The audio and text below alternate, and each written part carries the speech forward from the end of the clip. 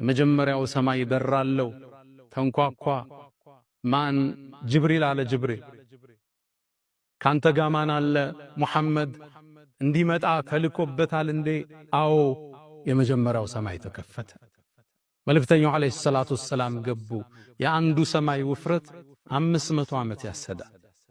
ውፍረቱ ገቡ። ያን ግዙፍ ዓለም ተመለከቱ። መላእክትን ተመለከቱ። እነ በይቱል ዒዛን ተመለከቱ። ድንገት ዞር ሲሉ ግን አንድን ሰው ተመለከቱ። አባታቸው አደም ነበር። ጅብሪልን ጠየቁት፣ ማን ነው ይሄ? እሱም አባትህ አደም ነው፣ ሰላም በለው። ሰላም አሉት። እሱም አያቸውና ነቢዩ መሆኑን አወቀ ሰለላሁ ዐለይሂ ወሰለም። ቃለ መርሐበን ብብን ሳሊሕ ወነቢይ ሳሊሕ፣ ምርጡ ልጅ፣ ደጉ ልጅ፣ ደጉ ነቢይ አላቸው። ከዛም አደም ወደ ቀኝ ሲዞር ይስቃል፣ ወደ ግራ ሲዞር ያለቅሳል። ከጎኑ በርካታ ሰዎች አሉ፣ ቀይ ግራ። ጅብሪልን ጠየቀው፣ ለምን ነው የሚያለቅስ? ለምን ነው የሚስቅ? ወደ ቀኝ የሚያቸው ጀነት የሚገቡ ልጆቹ ናቸው። አላህ ከነሱ አላህ ያደርግ። ወደ ግራ ደግሞ ከሱ ልጆች ከሱ ዝርያው እሳት የሚገቡ ናቸው። ነቢዩም ሁለተኛው ሰማይ ላይ ተሻገሩ። በተመሳሳይ አስፈቅደው ገቡ።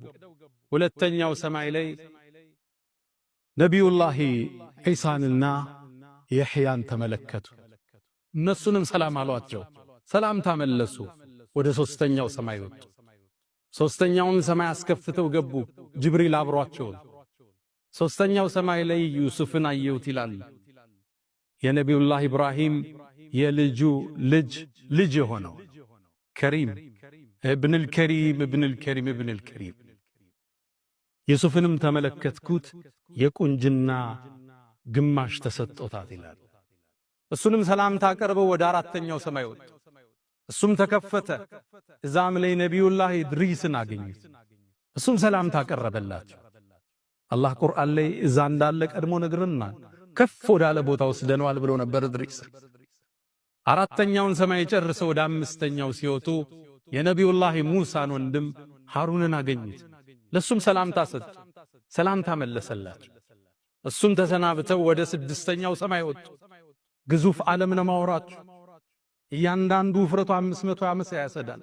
በአንዱ ሰማይና በሌላው መሃል 500 ዓመት ያሰዳል። በፈረስ ነው፣ በርግብ ፍጥነት ነው፣ በመላእካን ፍጥነት አላህ ይወቅ። ስድስተኛ ሰማይ ላይ ነቢዩላህ ሙሳን አገኝ። ሰላምታ ሰጣቸው። ሰላምታ መለሱለት። መርሐበን بالآخ الصالح والنبي الصالح አላቸው።